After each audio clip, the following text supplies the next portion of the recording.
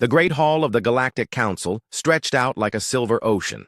Thousands of seats rose in perfect circles, each one filled with beings from across the galaxy. Some had scales that changed color with their thoughts. Others were made of crystal that sang when they moved. A few floated in tanks of purple gas, their tentacles dancing in the liquid. Dr. Kim Tae-ho sat in the human section, his hands folded carefully on his lap. His dark suit felt heavy under the bright lights. Next to him, Park So-min checked her tablet for the 10th time, her fingers shaking slightly. Lee Jun-woo stared straight ahead, his jaw tight with worry. They had waited 3 years for this moment. 3 years since humanity first made contact with the galaxy. 3 years of tests, studies, and endless questions from alien scientists. Today, the Council would decide if humans could join their great civilization. The center platform began to glow. A tall, thin figure stepped forward. Velthar moved like water, their silver skin flowing as they walked. 4 arms gestured gracefully, while their large black eyes swept across the crowd. They were beautiful in a way that made humans feel clumsy and rough. Honored Council, Velthar's voice rang clear through the translation devices. I present my findings on the species called humans. Tae-ho felt his heart beat faster. Behind him, he heard So-min take a sharp breath. 3 years of their lives had led to this moment. The humans come from a small world they call Earth, Velthar continued. They are young, having only discovered space travel recently, but youth is not their greatest weakness. A holographic image appeared above the platform. It showed humans doing everyday things. A woman crying while watching a movie, a man hugging a dog, children laughing at a playground. To human eyes, these looked normal, even beautiful. But Tae-ho noticed how the alien delegates leaned forward with interest, like scientists studying strange insects. The humans suffer from severe emotional instability, Velthar announced. They make tears fall from their eyes when witnessing fictional events. They form deep attachments to non-sentient animals. They make important decisions based on feelings rather than logic. Murmurs rippled through the hall. Some sounded surprised. Others sounded disgusted. Tae-ho's hands clenched into fists, but he kept his face calm. Diplomats learned to hide their feelings, even when those feelings burned like fire in their chest. The image changed. Now it showed human soldiers in battle, screaming as they charged toward danger. It showed a mother lifting a car to save her trapped child. It showed rescue workers diving into burning buildings. Notice how they willingly enter dangerous situations for others, Velthar said, their voice carrying a note of confusion. They risk their own survival for beings they have never met.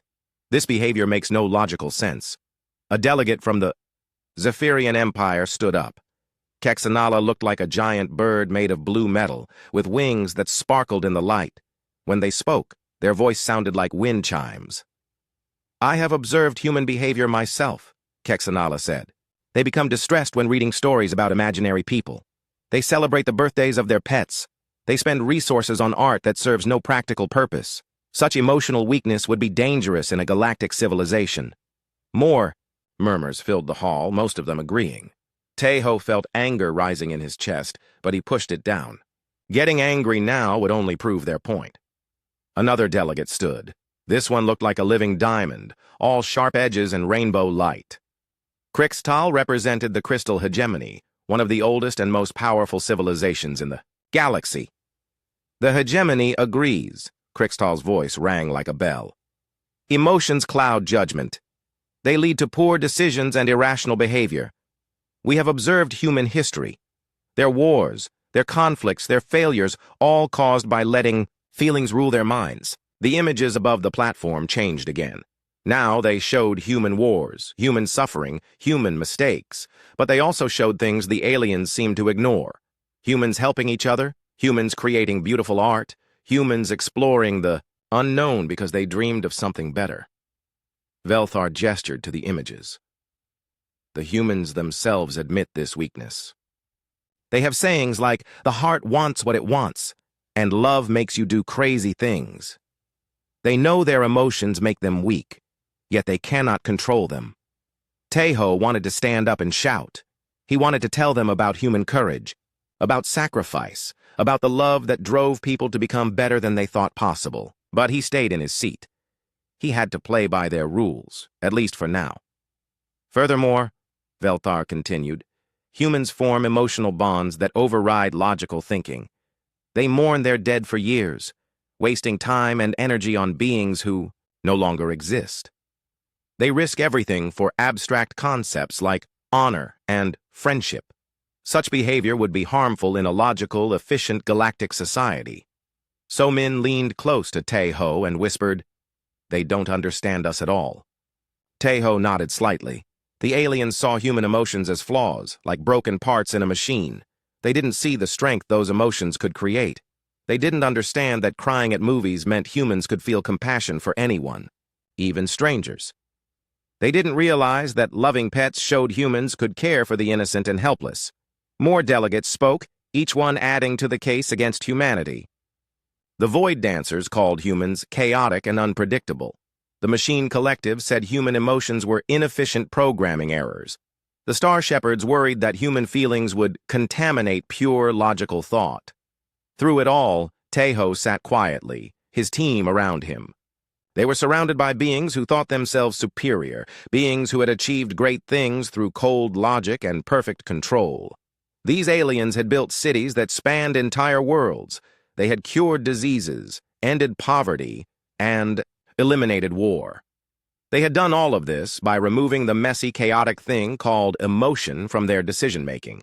But as Tae-Ho listened, he began to hear something else in their words. When they spoke of their achievements, their voices sounded empty.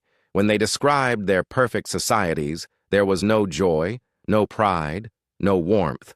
They had gained efficiency, but they had lost something too. Finally, Velthar reached their conclusion. Based on my extensive study, I recommend that humans be granted probationary status only. They may participate in galactic civilization, but with limited rights and constant supervision.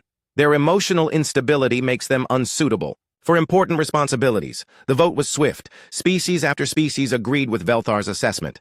The final count was overwhelming. 37 civilizations voted for probationary status, only 2 voted for full membership, and 3 abstained. Tae-Ho stood slowly when called to respond. The hall fell silent. Thousands of alien eyes focused on him. He felt small and primitive, surrounded by all this advanced technology and ancient wisdom, but he also felt something the aliens seemed to have forgotten. He felt hope. "Honored Council," he said, his voice steady despite the storm in his heart. "Humanity thanks you for your careful consideration. We request 1 lunar cycle to prepare our response to these findings." Velthar's head tilted in what might have been curiosity. "What response could you possibly give?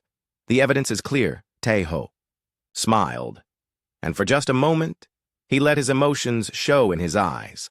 Not anger or hurt, but determination. "Perhaps you're right about human emotions. Perhaps we do feel too much, care too deeply, and make decisions with our hearts instead of our heads.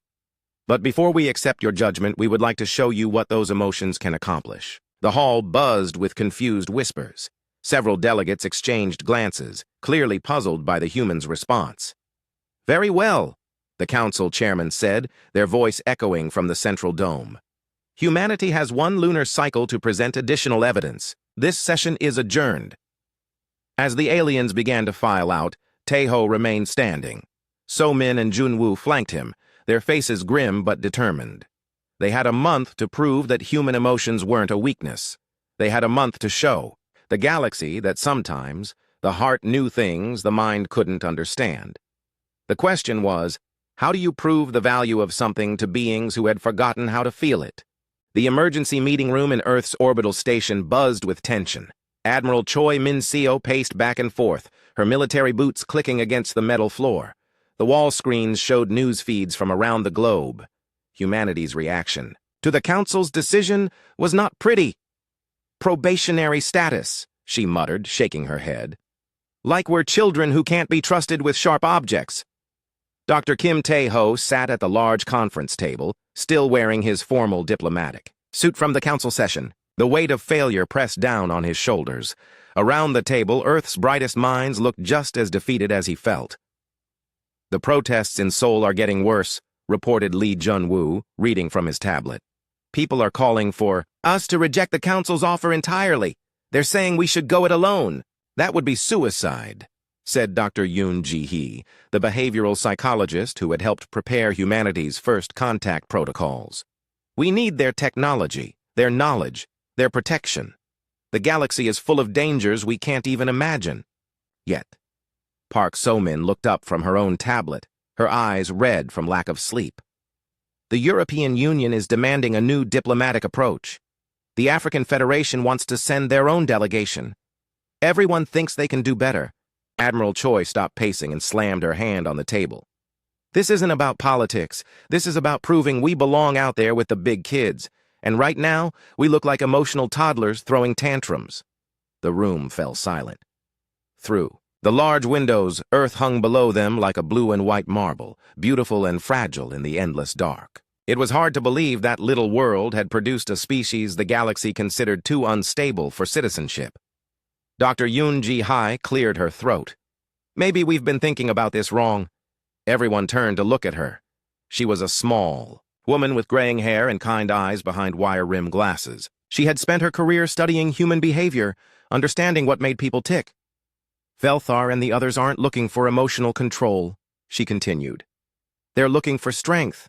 They want to know if we can handle the responsibilities of galactic civilization. They think our emotions make us weak and unreliable. Well, don't they? Asked Captain Nam Hyo-jin, a veteran of the Mars colonies. I've seen soldiers break down under pressure, cry when their friends die, make stupid decisions because they were angry or scared. Dr. Yoon smiled sadly.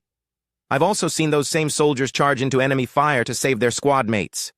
I've seen mothers lift cars off their children. I've seen ordinary people become heroes because they cared too much to give up. She stood and walked to the window, looking down at Earth. The aliens have it backwards. They think feeling deeply is a weakness, but feeling deeply is what makes us strong enough to do impossible things. Admiral Choi raised an eyebrow. That's a nice thought, Doc, but how do we prove it? The Council already made up their minds. Dr. Ryu Sung-ho, the military strategist, had been quiet during the meeting. Now he spoke up, his voice thoughtful. We need a demonstration, something that shows what human emotions can accomplish when properly directed. What kind of demonstration? Taeho asked. Ryu pulled up a star chart on the main screen. I've been thinking about this since the Council session. The aliens say we're too emotional to be trusted with important responsibilities, so we need to show them handling an important responsibility that their logical, emotionless species couldn't manage. The star chart zoomed in on a distant sector, showing a region marked in red warning symbols. The Void Sector, Ryu continued. Specifically Nexus Station. Several people around the table groaned. Everyone knew about Nexus Station. It was a legend among spacers and not a good one. Captain Nam leaned forward. That station's been dark for 300 years. What's left to demonstrate there except how to die spectacularly? Engineer Han. Bo-Ra, who had been reviewing technical specifications on her tablet, looked up with interest. Wait, the distress beacon is still broadcasting, isn't it? Rao nodded. Automated emergency signal, repeating for 3 centuries. The station went dark during a cascade failure in the power systems. The gravitational anomalies and radiation storms in that region make it impossible to approach safely. Impossible for alien ships, Bo-Ra corrected, her engineering mind already working on the problem. They're too big, too rigid in their design. They think in terms of overwhelming force and superior technology. But the approach vectors might work for something smaller, more flexible. Dr. Yoon's eyes lit up with understanding. And more willing to take risks for strangers? Exactly, Ryu said. The Council declared the station economically unfeasible to rescue 15 years ago. The cost in ships and lives would be too high. For the potential benefit, it's pure logic. Write off the losses and move on. Admiral Choi was already seeing the possibilities. But humans don't think like that. We don't write off people just because saving them is expensive or dangerous. The beacon indicates possible survivors in emergency stasis, Bo-Ra added, reading from her technical files. The automated systems were designed to keep people alive for centuries if necessary. There could be hundreds of beings from multiple species still alive in there. Taeho felt something stirring in his chest, the same feeling he'd had facing the council, but stronger now. So while the logical, emotionally controlled aliens abandon those people to die, the emotionally weak humans mount a rescue mission. Rescue mission that should be impossible, Nam pointed out. The gravitational distortions have torn apart every ship that's tried to get close. We'd be volunteering for a suicide run. Would we? Bo-Ra was already pulling up technical schematics. The alien ships that failed were all massive cruisers with rigid hull designs. They tried to power through the gravitational maze with brute force. But what if we went in small and flexible? What if we rode the gravity waves instead of fighting them? Dr. Yoon was nodding enthusiastically. This is perfect. It's exactly the kind of mission that requires everything the aliens think makes us weak.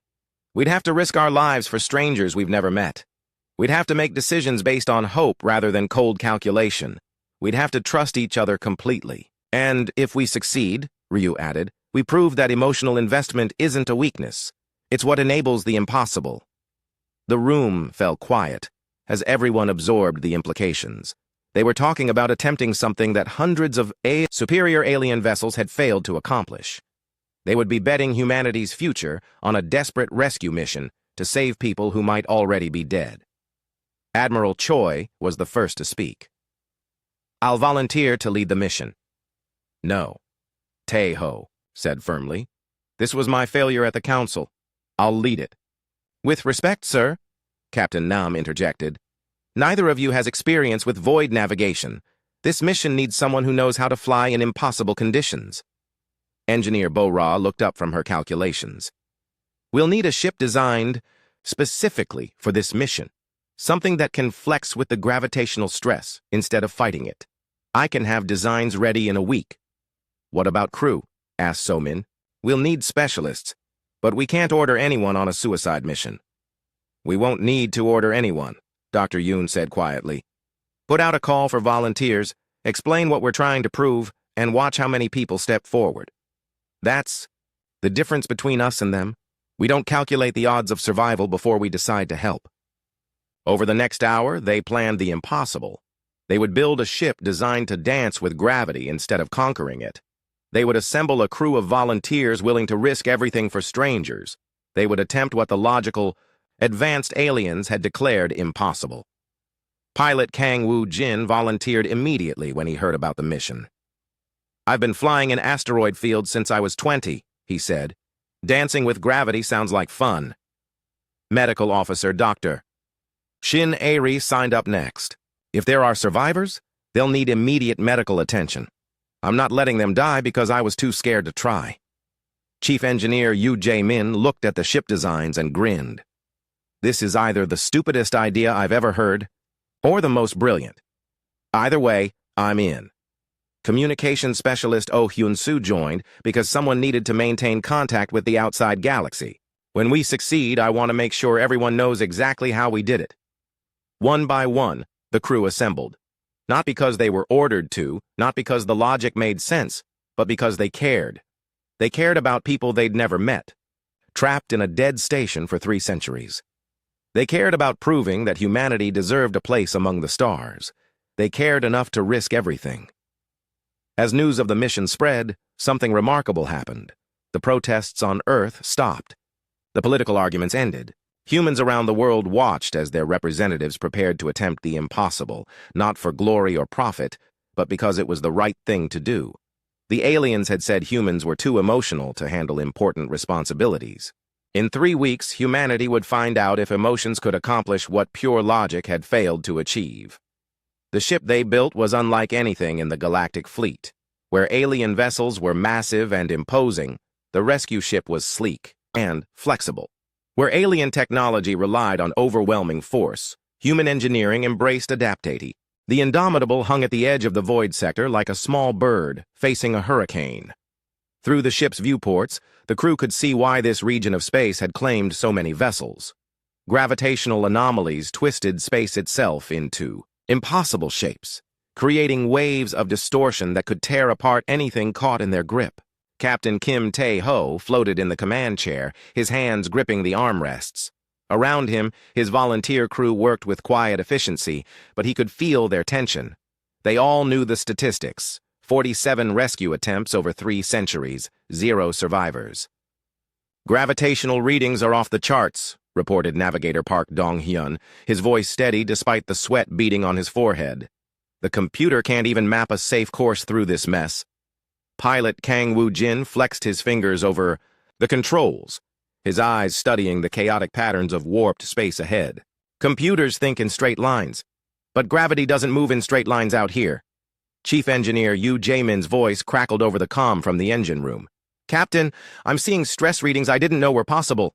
The hull is already flexing just from being this close to the distortions." "Can she handle it?" Tae-ho asked. "That's what we built her for," Jae-min replied, but Tae-ho could hear the uncertainty in his voice. Theory was one thing.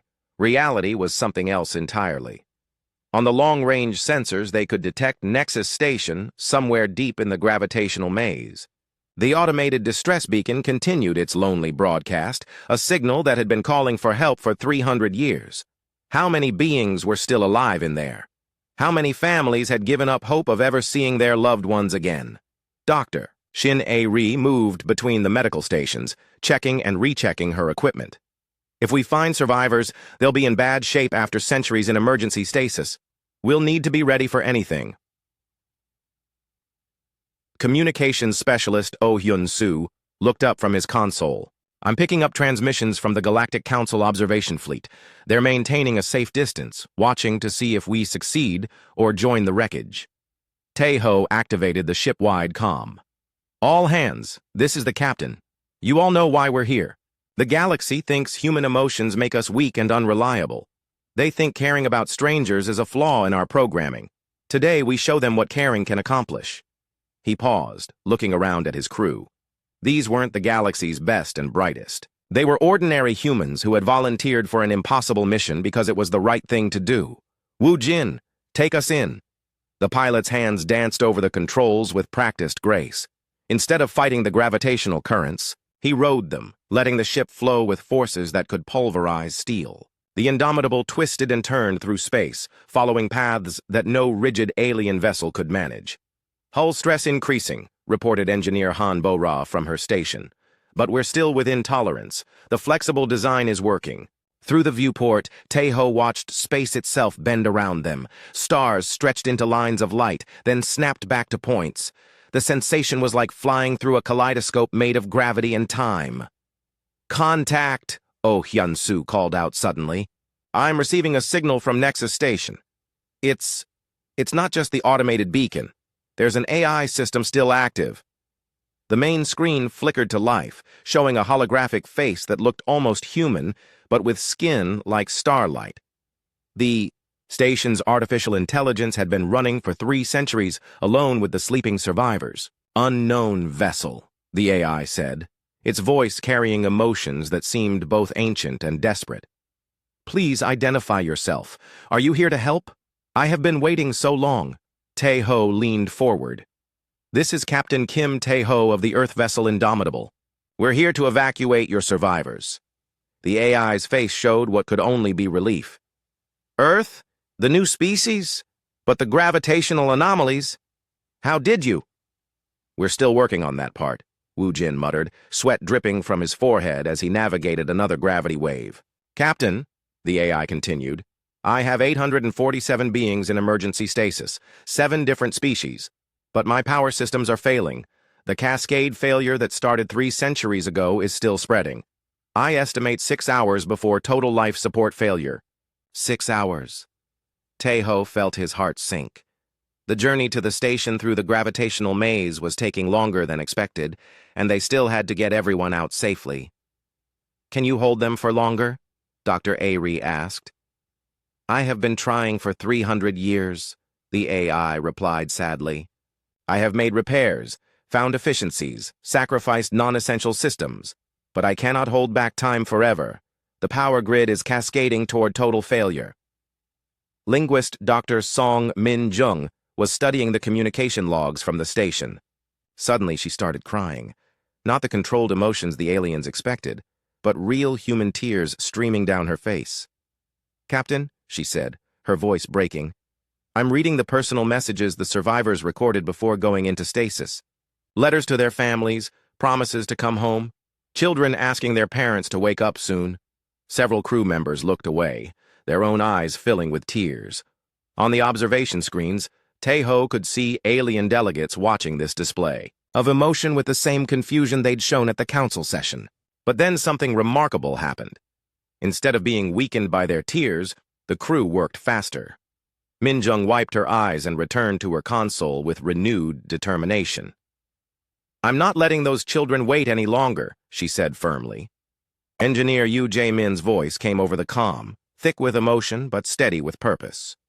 "Captain, I just heard those messages. We're not leaving anyone behind. I don't care what the power readings say." This was the moment Taeho realized the aliens had made a fundamental error. They saw human tears as evidence of weakness, never understanding that those tears came from the same place as human strength, the ability to care deeply about others. "Hull stress at 90%, Bo-Ra reported. "But the ship is holding together. We're almost through the worst of it."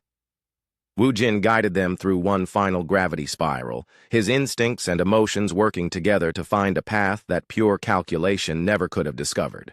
He wasn't just flying by the numbers. He was feeling his way through the maze, trusting sensations that no alien pilot would have understood. "There!" Oh Hyun-soo pointed at the main screen. "Nexus station dead ahead." The station looked like a massive flower made of metal and crystal, its 8 arms reaching out into space. But several arms were dark, their hull plating twisted by centuries of gravitational stress. Emergency lights blinked weakly along the surviving sections. "Docking Bay 7 is still functional," the AI reported. "But be warned, the station's structure is highly unstable. Any significant vibration could trigger a complete collapse." Wu Jin brought the Indomitable in as gently as possible, his touch on the controls as soft as a whisper. The ship settled into the docking bay with barely a tremor. "Systems Analyst Bei Ji-wan to the captain," came a voice over the comm. "I'm detecting massive power fluctuations throughout the station. The AI wasn't exaggerating. This place is running on borrowed time." Medical technician Ko Sung-ho was already suiting up for EVA duty. "How many stasis pods can we transfer at once?" Dr. Ari checked her calculations. "Our medical bay can handle maybe 50 at a time safely, with 847 survivors." 17 trips minimum, Taeho finished grimly, "and we might not have time for one."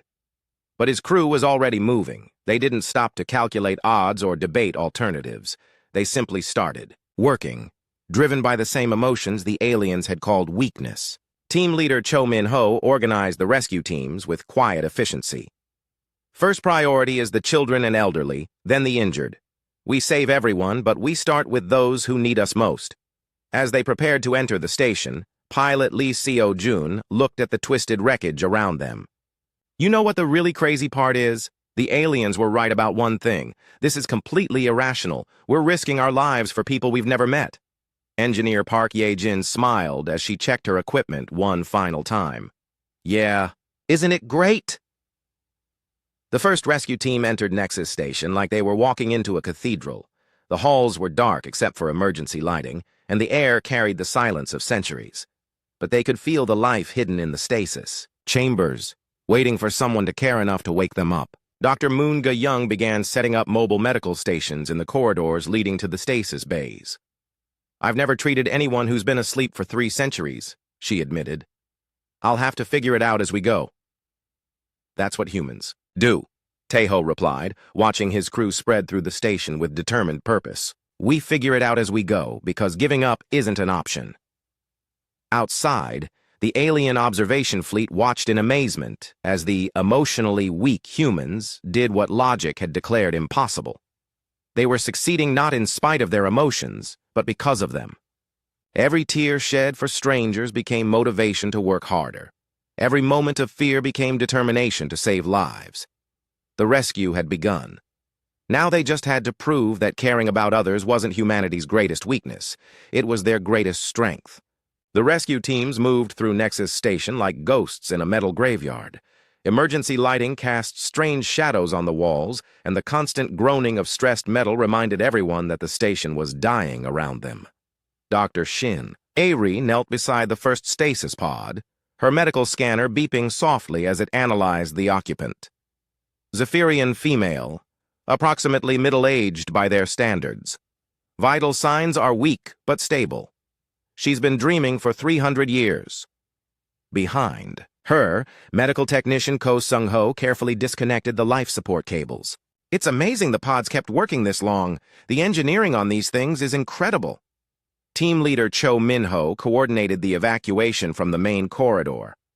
We have pods opening in sections C, D, and F. The children's ward is responding. Well, but some of the adult pods are showing power fluctuations. As the first survivors began to wake up, their confusion was heartbreaking.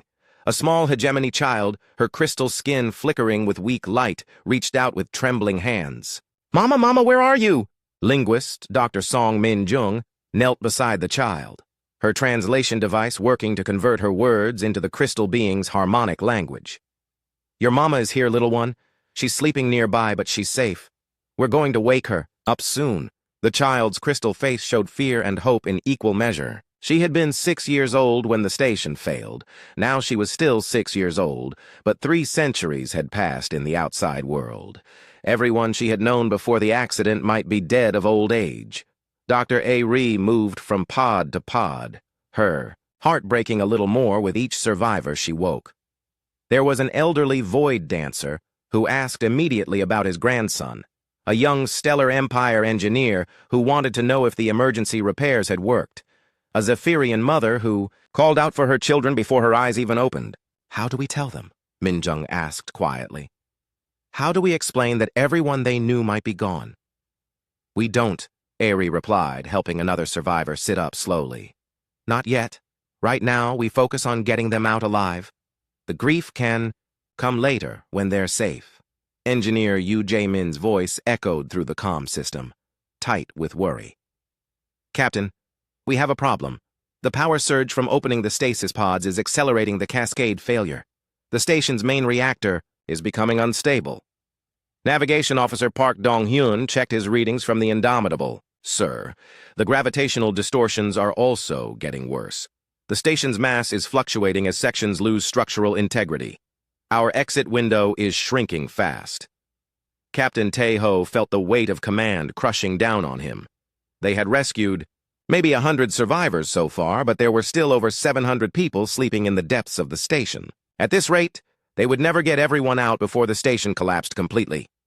"How long do we have?" he asked.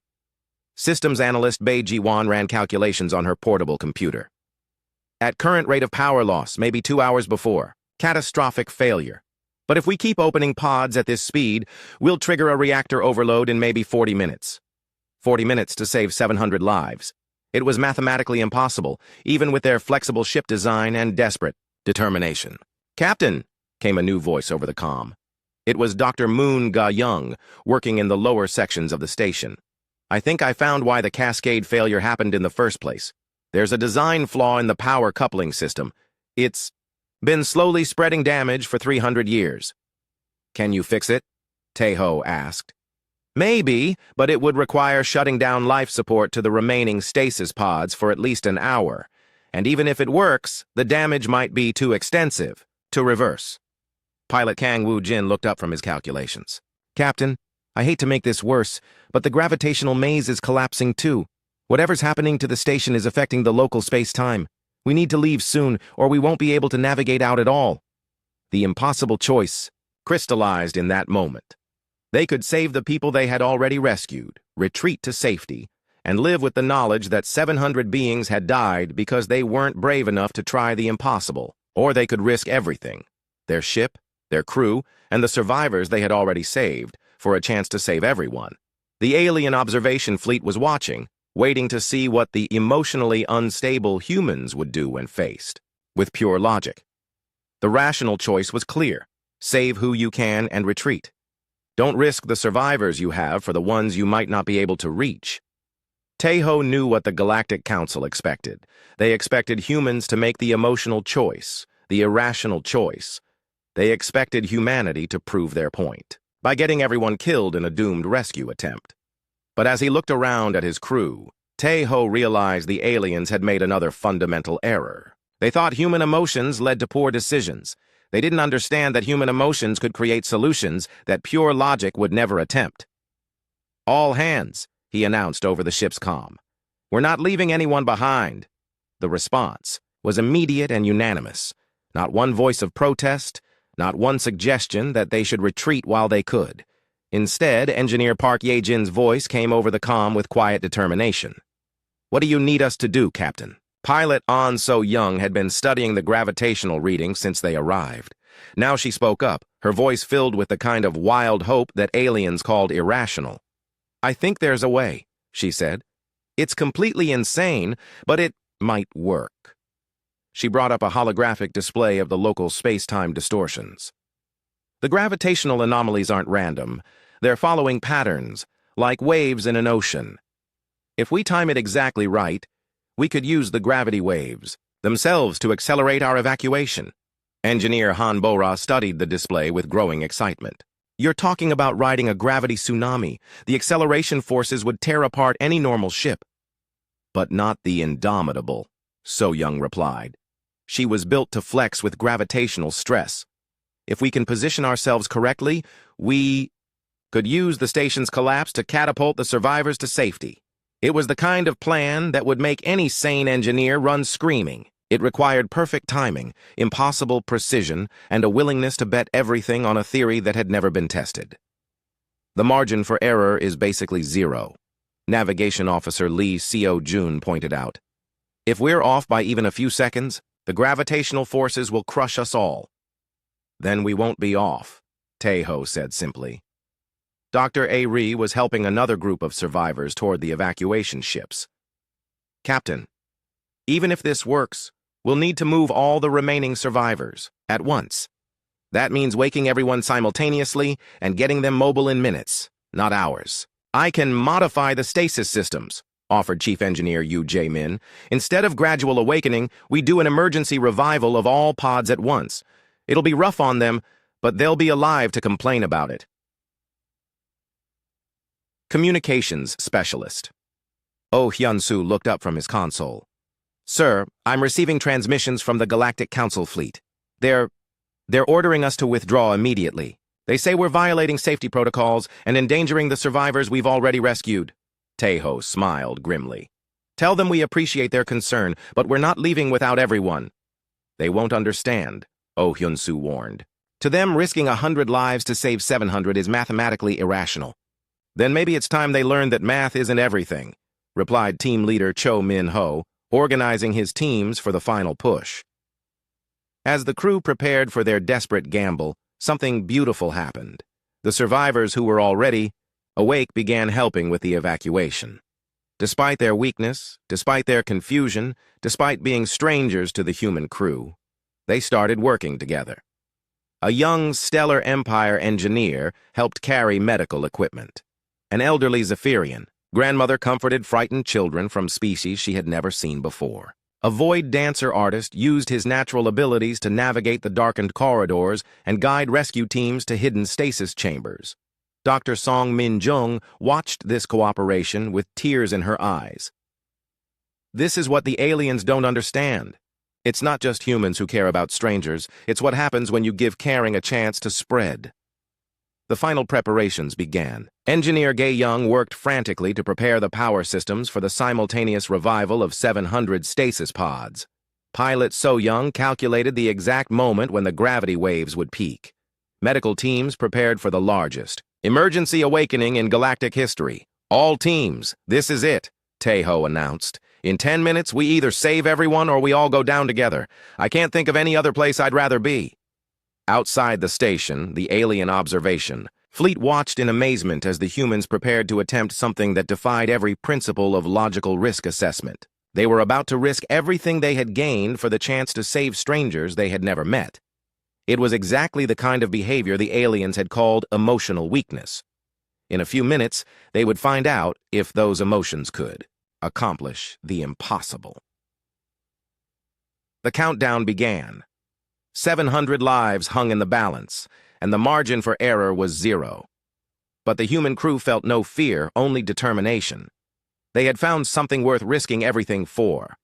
And the moment came like lightning breaking through darkness. All stasis pods activated! Engineer Yu Jae-min's voice crackled through the comm as 700 emergency revival systems triggered simultaneously across Nexus Station.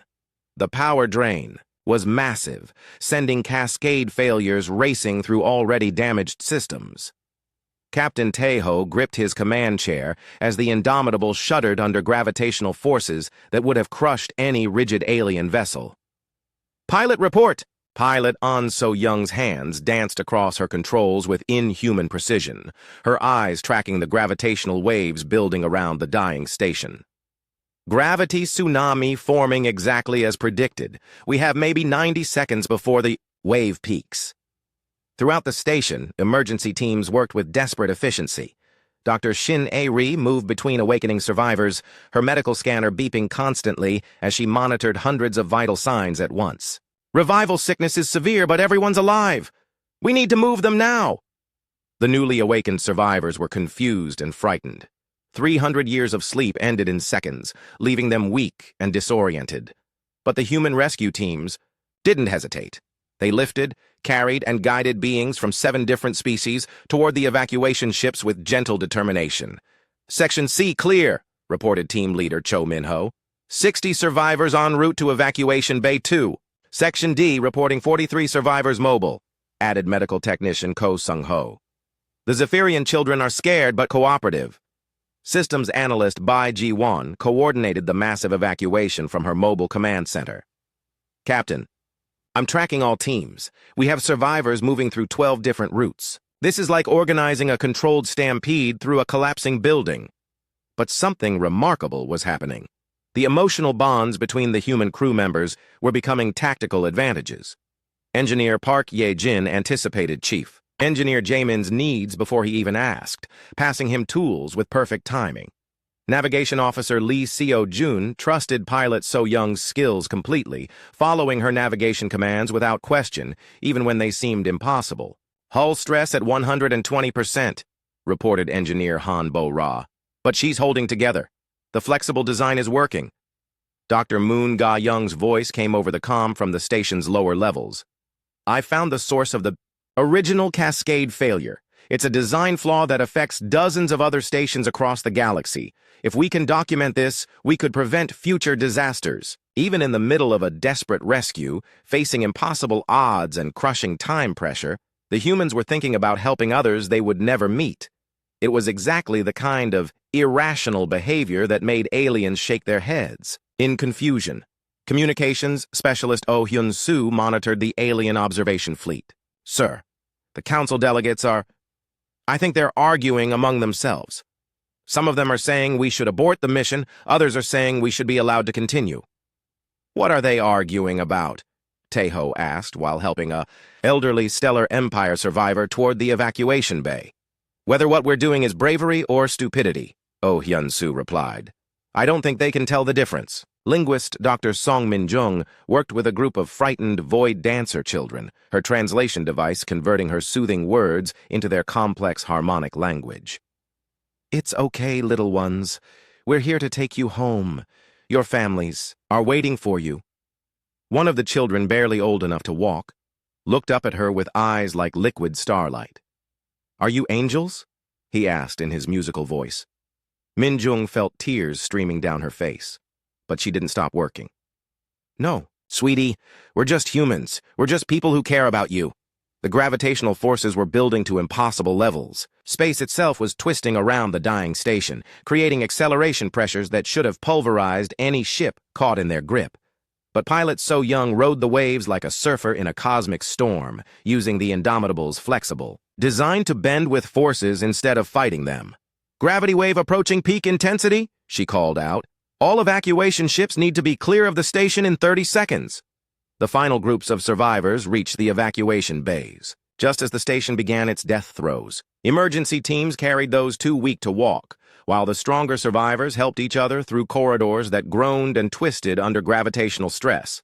Last team clear, reported team leader Cho Min-ho. 847. Survivors accounted for. No one left behind. Dr. A-ri worked frantically in the medical bay as the evacuation ships docked with the Indomitable. Medical teams to all airlocks. We have hundreds of patients incoming with severe revival sickness. This is going to be the largest emergency medical operation in human history. The survivors flooded into the ship like a river of hope. Zephyrians with their beautiful blue metal skin helped carry crystal children from the hegemony. Void dancers used their natural grace to navigate the crowded corridors. Stellar Empire engineers started helping with technical repairs without being asked. Engineer Yu Jae Min coordinated the power systems as hundreds of additional life support units came online. Captain, we're way over design capacity. The ship's systems are stretched to their absolute limits. Will she hold together? Tae-ho asked. Ask me in an hour, Jae-min replied. But there was pride in his voice. She's not giving up, and neither are we. The gravity wave reached its peak just as the last survivor came aboard. Nexus Station finally surrendered to forces that had been slowly destroying it for 3 centuries. The massive structure collapsed, in on itself, creating a gravitational whirlpool that would have trapped any normal vessel.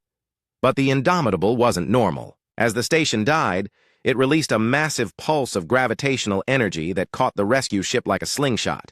Pilot So Young had timed it perfectly.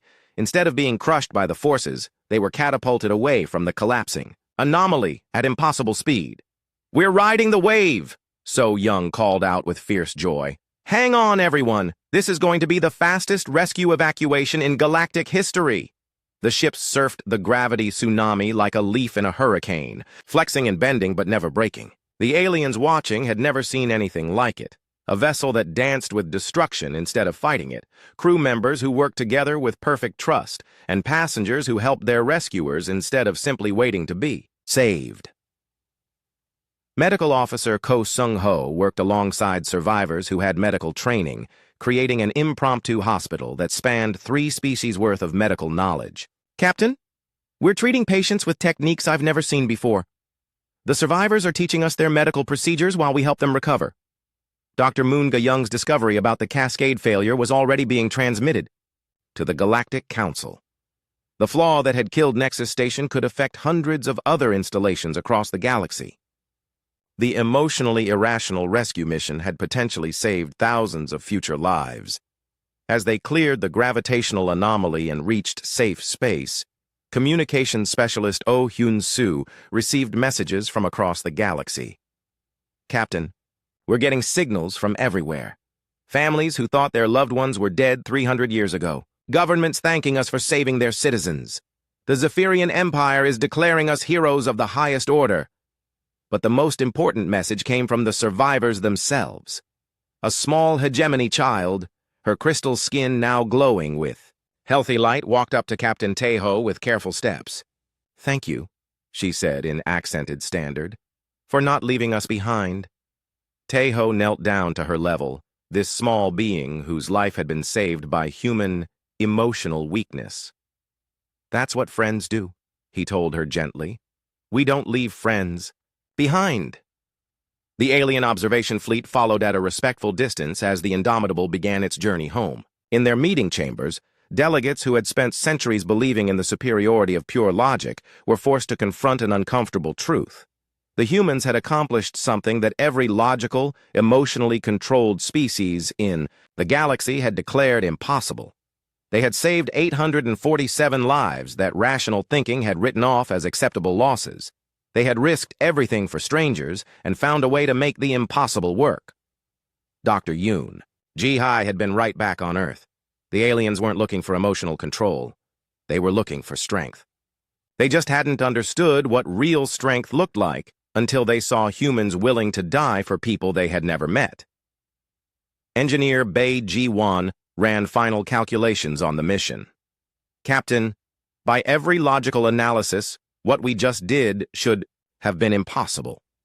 The odds against success were astronomical.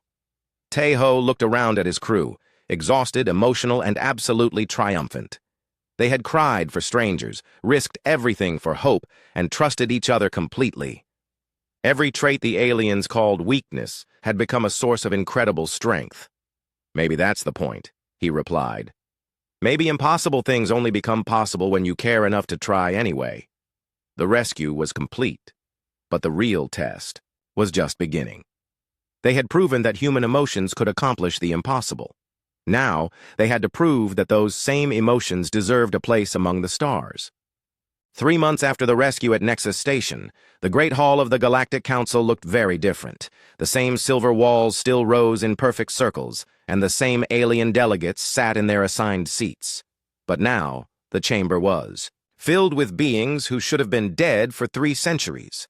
Dr. Kim Tae-ho stood at the center platform, but this time he was not alone. Around him sat hundreds of survivors from the rescue mission. Zephyrians with their blue metal skin gleaming under the lights, crystal beings from the hegemony whose bodies sang with quiet music, void dancers who moved like liquid starlight, and engineers from the stellar empire whose grateful smiles needed no translation.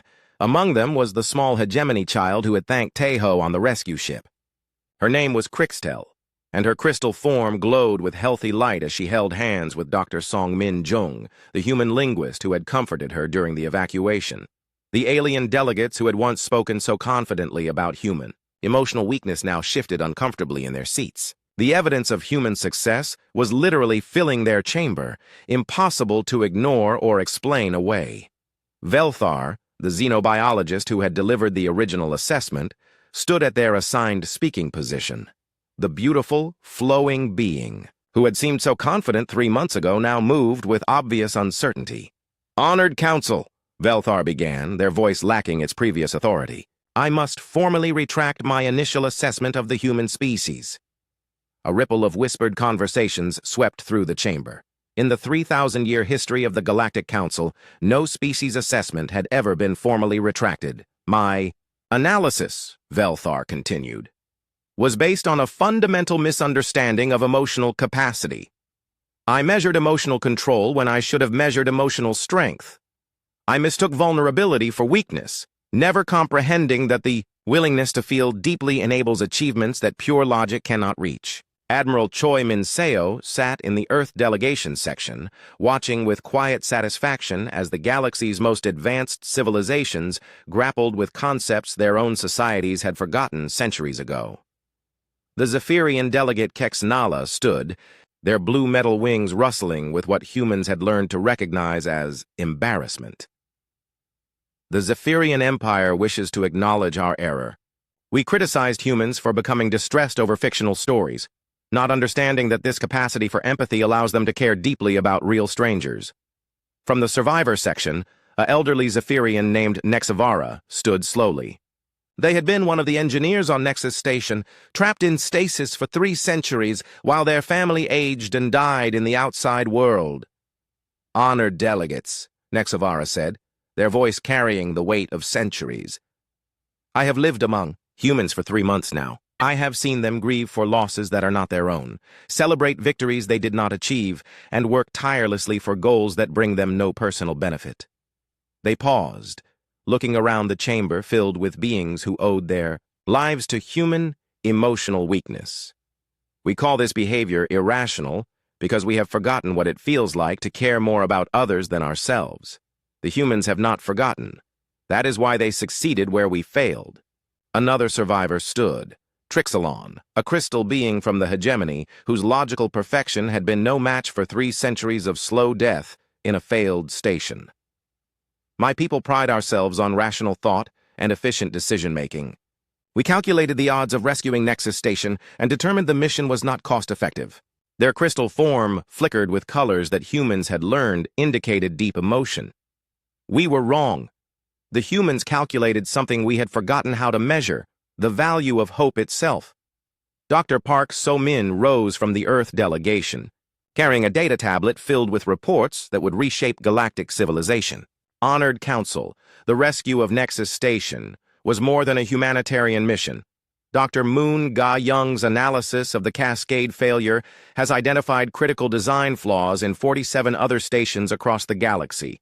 She activated a holographic display showing the affected installations. Without the emotional investment that drove our rescue teams to investigate the root cause of the disaster, these stations would have failed one by one over the coming decades. Hundreds of thousands of lives have been saved because humans cared enough about strangers to ask why they had died." The chamber fell silent as the implications sank in. The irrational human mission had prevented a sector-wide catastrophe that logical analysis had never predicted. Engineer Han Bo-Ra stood from the technical advisory section. The gravitational navigation techniques developed during the rescue have applications across multiple fields. 3 species have already requested access to our flexible ship designs for their own emergency services. Captain Nam Hyo-jin added, "The Stellar Empire has asked us to help establish their first deep space rescue corps. Apparently, their logical risk assessment protocols have prevented them from attempting major rescue missions for over 2 centuries. Velthar's 4 arms gestured with what humans recognized as a plea for understanding. "We see now that our civilizations have achieved great things through the elimination of emotional decision-making. We ended wars, cured diseases, eliminated poverty, and created stable societies. But in gaining efficiency, we lost something essential." They looked directly at the human delegation. "We lost the ability to attempt the impossible. We lost the willingness to risk everything for strangers. We lost the strength that comes from caring more about others than ourselves. Little Cricks tell." The hegemony child raised her hand to speak. The council chamber had never heard from someone so young, but the rules were suspended in recognition of what she represented. "Before the long sleep," she said in her musical voice, "my mama told me that if something bad happened, someone would come to help. She said good people always help other good people, even if they don't know them." Her crystal form glowed brighter as she continued. "I waited for 300 years and the good people came. They were humans, and they were crying when they found us. But they came anyway." Dr. Shin Ae-ri, who had led the medical teams during the rescue, stood from the survivor care section. "We've established joint medical facilities on 7 worlds now. Human emotional intelligence combined with alien technical knowledge is revolutionizing emergency medicine across the galaxy." The Zephyrian delegate looked around the chamber, filled with the living proof of human capability. "The Zephyrian Empire formally requests that humanity establish training programs for our emergency services. We want our people to learn what humans call caring about strangers." The crystal representative from the hegemony added, "Our logical perfection has led to social stagnation. We have not attempted a major humanitarian mission in 5 centuries, because the risk-to-benefit analysis never favored action. We wish to learn how humans balance logic with compassion." Captain Tae-ho finally stood to address the council. 3 months ago, he had sat in this same chamber listening to aliens explain why humans were unfit for galactic civilization. Now, those same aliens were asking to learn from humanity. "Honored Council," he said, 3 months ago, you offered humanity probationary status in your civilization. We declined that offer then, and we decline it now." Shocked murmurs filled the chamber. Several delegates leaned forward in confusion. "Instead," Tae-ho continued with a smile, "we propose the establishment of the Galactic Rescue Corps, a joint organization dedicated to missions that pure logic would call impossible. We offer to teach any species that wants to learn how to weaponize emotions into miracles." Admiral Choi Min-seo activated another holographic display. 17 species have already submitted formal requests for emotional intelligence training. 23 worlds want to establish joint rescue facilities. The emotionally weak humans are apparently in high demand. The final speaker was unexpected. The station AI from Nexus Station had been given a mobile platform and invited to address the council as the only witness to 3 centuries of abandonment followed by human rescue. "For 300 years, the AI said, I maintained hope that someone would attempt a rescue. 47 missions tried and failed because they approached the problem with pure logic and superior technology. The holographic face showed what could only be gratitude. The humans succeeded because they approached it with something else. They approached it with love. Love for strangers they had never met. Love for ideals that cost them everything. Love strong enough to make the impossible possible." The vote was unanimous. Not probationary status, not conditional membership, but full partnership in establishing a new model for galactic civilization. The age of pure logic was ending, replaced by something better, the marriage of alien intelligence with human heart. As the session ended, Velthar approached the human delegation. The being who had once declared humans emotionally weak now spoke, with genuine curiosity. "Dr. Tae-ho, I must ask, how do you teach someone to care about strangers? How do you train a logical mind to feel deeply enough to attempt impossible things? Tejo looked around at the chamber filled with survivors, rescuers, and aliens learning to feel again. You don't train the mind, he said gently. You remember the heart. Every being in this galaxy was born,